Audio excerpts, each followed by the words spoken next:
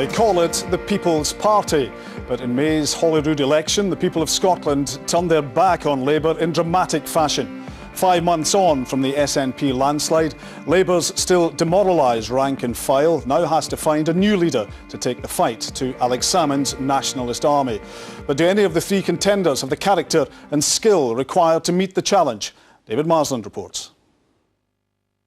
It is a great honour to have been elected leader of the Labour Party. And I warn the President, this government will forfeit any right to remain in office. My school motto, I will try my utmost. I look forward to the days ahead, when this chamber will sound with debate, argument and passion. For 50 years, Labour was the dominant force. They might even claim bedrock of Scottish politics. But in May's Holyrood election, the party crumbled. They've certainly lost their stronghold, and I don't think you can overestimate just how bad that election defeat was for them, because what it's done is it's given the SNP a base at every level in Scotland. They now have, armies of people that can go out and knock up on your doorstep and explain why they want independence. And Labour's troops are pretty demoralised, and even those that are still going out on the doorsteps, they don't know what to say. This afternoon we begin the process proper of electing a new Scottish leader for a new devolved Scottish Labour Party. Before stepping down as leader, Ian Gray ensured his successor would have stronger powers over the party in Scotland. Yet big hitters have not exactly been racing to the vacant podium. Jim Murphy, the former Scottish Secretary, watched Ian Gray's final speech but didn't step forward. Nor did Douglas Alexander or Alistair Darling. But Ian Gray's deputy, Johann Lamont, is running and is favourite to emerge victorious from an electoral college comprised of members, parliamentarians, trade unions and affiliates. She will command the greatest support among the MSPs at Holyrood, which will be critical. I think she will also get the biggest support among the unions. She's kind of 2/3 of the way there already. Can I just say how delighted I am, in fact, to be launching my leadership campaign. Another MSP to stand is Ken Macintosh, although his campaign was not helped by Labour's UK leader Ed Miliband forgetting his name in a TV interview. Jim Murphy's obviously backing him, and there will be a fair degree of organisation around him. I think where he falls down is that he's not got the support you might have expected among the MSPs, although he has got some of the younger ones, which is interesting. Westminster MP Tom Harris is considered the outsider with a lack of support amongst MSPs, but his common touch on the campaign trail may prove popular. They'll see him as somebody that's a really good communicator, that does appear to be able to stand up to Alex Salmond, and he kind of speaks normal speak rather than Johann Lamont can go back into sort of activist speak sometimes. It could take years for Labour to recover from May's Holyrood election, but if one of the current candidates can carve a revival, they'll secure a place in Scottish political history that could put them alongside the party's greats. David Marsland there. Well, we're now joined by the leadership contenders, Ken Macintosh, Johann Lamont and Tom Harris. Thanks for joining us on Scotland tonight. Do you think you are the best candidate Scottish Labour can offer to the Scottish people? Well, yes, I think we are, actually. I think that the fact that three of us are standing shows there's no lack of talent in the Labour Party. And the fact is that there could have been more candidates, but I think the three of us are putting forward a range of ideas and suggestions for taking Scotland forward. Is this an election, do you think, about personalities or about policy?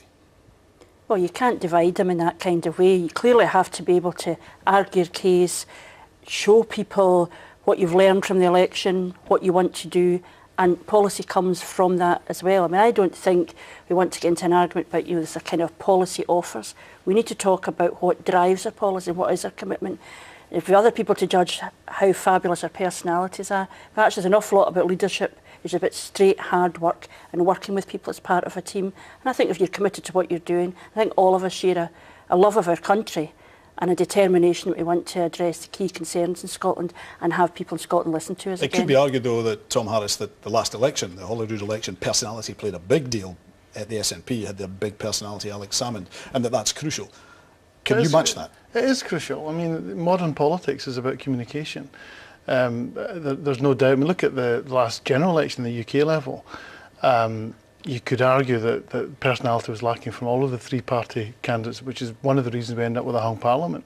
And Alex Salmond is a big personality. I'm not saying that I match that at the moment, but clearly the party has to choose somebody that it believes has the personality, the charisma and the force of personality that can at least start to match Alex Salmond. We've heard from the likes of Alistair Darling saying that, so, you know, we're sleepwalking towards independence, that we need the Scottish Labour Party to match what the SNP are doing, and yet the big hitters from Westminster, and we saw two of them there, we saw Douglas Alexander, we saw Jim Murphy, did not stand or do not want to become part of what's Labour's reviving Labour at Holyrood.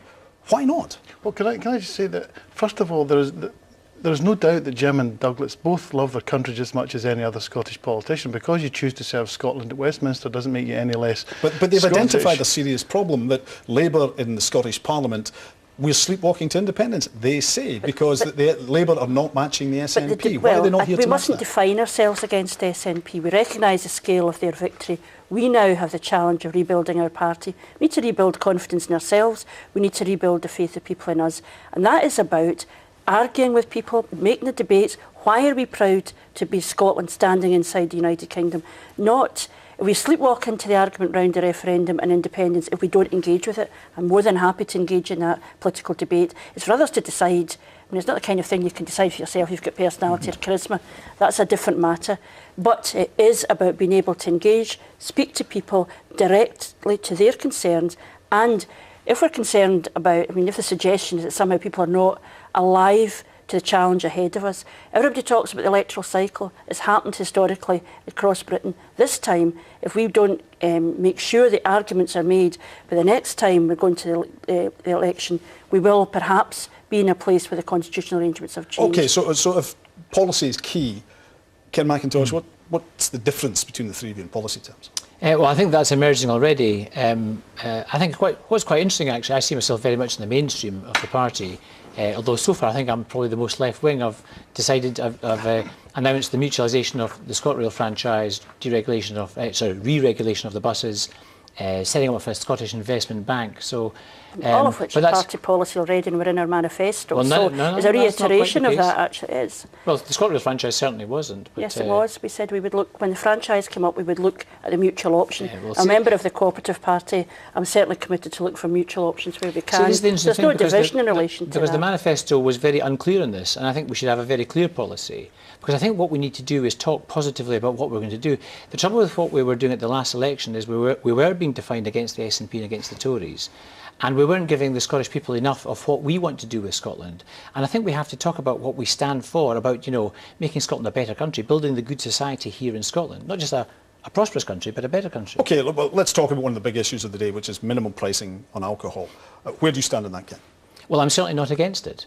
I mean, I think that's the clear thing. At the moment, the minimum price has become code. It's been shorthand for tackling the battle on alcohol. Now, the Labour Party is absolutely foursquare behind tackling alcohol. But minimum pricing specifically? Well, the trouble with the SNP policy at the moment is that the 45p wouldn't make any difference, so it's become a gesture. And I don't believe in meaningless is gestures. Labour's policy just now not that it's against minimum pricing? That's what we've been hearing. Yeah, until now our policy has been against minimum pricing, but we are for tackling alcohol. Okay. And the difficulty, well, it's very important though. It's very important that when we talk about what we're't is that the Scottish people hear that we're absolutely, we would join forces with the SNP in tackling Scotland's drink culture. Johann, are you for or against minimum pricing? Well, I voted against minimum unit pricing, not because I was an oppositionalist, but because I wasn't convinced of the case that was made. I've got grave reservations about the issue about legality, also about the issue about giving money to supermarkets which wouldn't then be directed to programmes. And there is an issue about moderate drinkers of moderate means. Somehow the implication is that these folks should not, you know, the way in which you deal with this alcohol problem is through that. I am, however, alive to the fact there's a very serious problem with alcohol. And while we are asked, and quite rightly the Labour Party is now challenged, don't simply oppose for the sake of opposing, which I didn't do in this issue in the last period. We also have to say to the Scottish Government, don't put yourself in a place where in order to build a consensus we simply have to agree with you. We want to work together on an issue like this. It's beyond party politics. Tom Harris, where are you on this? Well, I've said before I'm not convinced, but I think it's time for the Labour Party to admit that we made a major mistake in the last Scottish Parliament. When the minority SNP government offered a sunset clause on this, it was an opportunity for us to actually have this bill, have the Act, see the actual effects of this legislation, and then make a decision based on evidence. And we rejected that, and I think that was a colossal mistake. And if the SNP were at this stage willing to be magnanimous, and I would give them full credit for that, offer a sunset clause again, then the Labour Party should absolutely unequivocally So just to be clear, it. if you win the leadership, you would support this minimum pricing? I would certainly support a sunset clause without any hesitation, because that would give us an opportunity to... I don't think it would work, but at least with a sunset clause, we'd be able to see for a fact one way or the other, and then that, then move on from that. Johann Lamont, you were deputy leader at the time. You got it wrong, according to Tom. Well, I think you make a judgment at the time. We took the view, along with the opposition parties across the Parliament, that there was a suggestion about legality and effectiveness. And we really, one thing that we did pass was we passed the social responsibility levy. I can't understand why that has not now been implemented, because it would bring into play monies to address issues around alcohol, which are really important in our communities. Well, let's move on to with Lynn Higgins on Facebook said, what can any of the candidates bring to Scottish Labour that would stop people like her, a lifelong Labour supporter, from considering voting SNP at the last election, and in future ones? She says it right up to the ballot box, she wasn't sure. What can you do to convince her to stay with Labour? Well, one of the things we'd like to do is to talk to her. One of the things I've said is there's a big issue about people who wanted to vote for us, trade union levy payers, party supporters over a long period of time, and we didn't give them a reason to vote for us. Now, I can have theories about that, but what I am committed to do is to go out and speak to people in the local communities, people who identify themselves in that way, and find out what it was that what we were saying they didn't believe, or what do they want to hear from us. So we do our own, we certainly argue positively for things we agree on, but I think that has to be tempered by humility of listening to people like that about what they're concerned let me ask about. you then, we had the Scottish Conservative leadership candidates in last week, and one of them, Murdo Fraser, had the big idea, separate Scottish Conservative Party. Indeed, one person has been asking Paul Flannery on Twitter, would you advocate a Scottish Labour Party separate from a UK party? It's a big idea. What I'm asking is, where's the big idea that's coming from you? Do we need one? One of the best things that's just happened, I mean, if you can talk about anything being good after such an election defeat, is that we have now become a devolved party. We have become Scotland's Labour Party once more. And I think that for a while there we lost that sense of identity, that we are the key voice for the people of Scotland. This is a progressive country. It's Scottish but also British, and that's where the Labour Party is. But we need to talk more optimistically about that. Talk about the country we can build, tackling the inequalities we've got. Very briefly, Tom, what's your big idea? We've got two things we need to do. We need to give people a reason to vote Labour, and I think what we should be doing is making a new appeal to working people and say that we value people who work, we value you for the work that you do, and make sure that every policy is geared to making the lives of working people better. But the second thing, what Labour Party people tell me is they are sick to the back teeth that for the past 6 months we've sat back and let the SNP walk all over us, and it's time to start fighting back, because all of their arguments, especially on the Constitution, are paper thin. Tom Harris, Johann Lamont, Ken Macintosh, thanks for joining us on Scotland.